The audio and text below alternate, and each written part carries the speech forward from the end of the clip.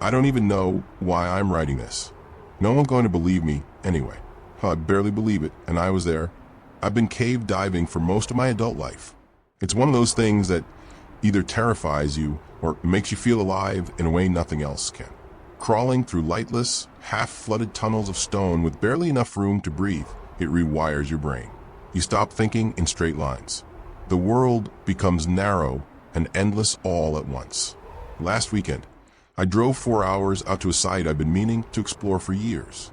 It wasn't on any official maps, just a whisper passed around in old diving forums. A collapsed sinkhole out in the woods, hidden behind a rusted chain link fence so twisted with vines you'd miss it if you weren't looking. They said the cave beneath it was alive. I figured they were just being dramatic. I geared up alone. No spotter, no lifeline. Stupid, I know. But the site was so remote that dragging another person out there would have raised too many questions. I didn't want anyone else staking a claim. The entrance was a narrow shaft, just wide enough for me to wriggle through with my tank scraping the sides. The temperature dropped the second I slipped below the surface. The rock slick was something that smelled faintly metallic. It felt like the earth swallowed me. For the first hour, everything went as expected. Tight squeezes, shallow water pooling in strange, veined patterns on the floor. My flashlight cut thin white beams into the blackness, carving out tunnels only a few feet at a time. Then I found the passage. It wasn't like the others. The stone around it looked wrong, almost porous, like coral or old bone. When I ran my glove over it, the surface felt soft, almost pliant. I should have turned back then. Every instinct in my body screamed at me to turn back. But curiosity won out. I pushed through. The tunnel narrowed and dipped sharply down, forcing me into a crawling descent. The walls pressed so tight against me I could feel my own heartbeat vibrating in the stone. I kept telling myself it was just rock, just empty space. That was before the breathing started. It wasn't mine. It wasn't human. It was deep, wet, and rattling, like something with too many lungs, struggling to pull air through 1,000 crooked throats. The sound echoed through the tunnel ahead, growing louder the deeper I went. I should have backed out.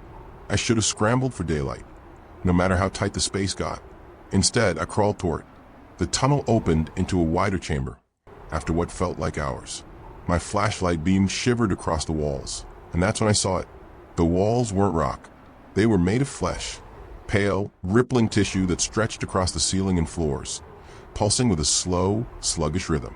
Veins as thick as my arms throbbed beneath the surface, branching out like the roots of some impossibly huge tree. And in the center of the room, something moved. At first, I thought it was a pool of water. It shimmered and shifted like liquid, but then it began to rise, pulling itself upward in long, stringy strands, forming a rough, heaving shape. No eyes, no mouth, just a roiling mass of translucent, worm-like tendrils that groped blindly at the air. And it smelled, a wet, rotting stink that clung to my skin, soaked into my suit. I was frozen, completely paralyzed. My body knew something my mind hadn't caught up to yet. It wasn't just living tissue. The whole cave was alive, and it was waking up. I tried to back away, slow, quiet, no sudden movements. The thing in the center was still assembling itself, its tendrils weaving together in twitching, nauseating patterns. I figured if I was careful enough, if I didn't make a sound, I could slip back through the tunnel before it noticed me. I turned, crouching low, moving one hand at a time toward the way I came. The light from my flashlight jittered across the walls, making the veins in the flesh-pitted stone look like they were writhing. I fought to keep my breathing steady, fought to ignore the way the walls seemed to tighten with every inch I crawled. Then my foot slipped, just a little, just enough for the heel of my boot to scrape against the wet surface. And that tiny sound, that tiny scritch was enough. The creature stopped moving. It froze mid-assembly, tendrils stiffening like a marionette pulled taut on invisible strings. A low, wet clicking sound echoed through the chamber, vibrating through the stone, and the walls responded. Veins bulged, flesh shuddered. The entire cave seemed to lurch forward in one slow, slithering motion, like a body trying to force itself through its own skin. Panic took over. I abandoned any idea of stealth and lunged for the tunnel mouth, my hands clawing at the slick walls, my knees scraping raw against the stone flesh. I half crawled, half swum into the narrow passage, my flashlight bouncing wildly and plunging the tunnel into jerking shadows. Behind me, the breathing grew louder, faster, hungrier. Something heavy slithered after me, with tendrils slapping against the stone with a sickening, rapid rhythm. The tunnel was too tight to turn around. I couldn't see it, but I could feel it, the vibrations rattling through my bones. I kept scrambling dirt and mucus-slick stone filling my gloves, my gear catching on the narrowing walls. Every second counted. Then the tunnel shifted. I don't mean it branched off, I mean it moved. The stone flesh around me flexed, like a throat constricting. The opening I had come through twisted sideways, folding into itself. The way back was gone. I crashed into the dead end, my helmet striking the wall with a sharp, hollow thunk. Pain spiked down my neck. I whipped around, trying to shine my light behind me, and I saw it. The thing had almost filled the passage. It wasn't chasing me with legs or arms. It was dragging itself forward on 100 writhing filaments, each one tipped with tiny, grasping claws. And it was smiling, not with a mouth. There was no face, but the ripples across its form shaped a crude, mocking grin. It didn't just want to kill me. It wanted me alive. The walls pulsed again, tightening, the fleshy stone squeezing inward like a hand about to crush a bug. My flashlight flickered once, then died, and in the pitch black, the breathing closed in. I forced myself to move, one hand at a time, fumbling across the rippling, mucus-slick floor, desperate to find anything I could use. A loose rock, a broken shard of old equipment, anything.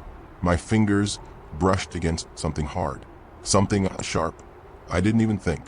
I grabbed it, the edge slicing into my glove and nicking the skin underneath. Pain flared in my hand, sharp and grounding. Good. It meant I was still alive, still fighting. I jammed the shard into the wall. The fleshy stone screamed. It wasn't a sound, more like a vibration, a high-frequency pulse that rattled my teeth and made my nose bleed instantly. The wall writhed under the impact, veins spasming and pulling away from the wound, like worms recoiling from salt. I stabbed again and again. Each hit tore more of the pulsing tissue apart, revealing layers underneath, slick, twitching muscle, then wet bone, then something that looked like a vast network of tangled nerves. The whole tunnel shook. From behind me, I heard the thing shriek, a gurgling, chittering noise like thousands of tiny mouths tearing open at once. It was coming faster now. No more slow, deliberate dragging. It knew what I was doing. It knew I was hurting it. I dug the shard in deeper, carving a rough hole through the wall. My hands were slick with blood. Mine or the cave's, I couldn't tell. The air tasted metallic and foul, thick with rot and something sharp like burnt hair. The hole widened just enough to see a faint glimmer of light beyond it, cold, bluish light. Not daylight, something else. But it was an exit, or at least not this. I shoved my body into the gap, feeling the fleshy membrane tear around me, sticky strands clinging to my suit. The cave tried to pull me back, veins snaking around my legs, tendrils lashing in my arms. But I fought harder, kicking, tearing, screaming into the pitch-black air. For one terrible moment, I felt hands, not tendrils, hands, grabbing at my ankles. Thin, brittle fingers with too many joints, clawing, pleading. I didn't look back. I tore myself free, half falling, half crawling through the ragged hole, into the unknown light beyond. I hit the ground hard on the other side, sliding across slick stone. My flashlight, miraculously still strapped to my wrist, sputtered back to life with a weak, shivering beam. And I saw where I was. Not another chamber, not freedom, a nest. Hundreds, maybe thousands, of those same fleshy tendril creatures, all slumped in tangled heaps along the walls, sleeping, shuddering softly in rhythm with the breathing pulse of the cave. They hadn't seen me, not yet, but one of them, the closest one, twitched, and slowly began to stir. I stayed frozen, barely breathing.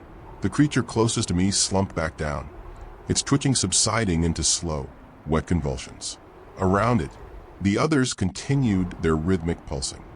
a grotesque mimicry of sleep. I had to move. As I edged along the wall, my flashlight's weak beams swept across the stone, and I saw it. Markings, deep grooves, almost invisible against the pulsing flesh stone, spiraled across the surface like scars. Arrows, symbols, a path carved by someone before me.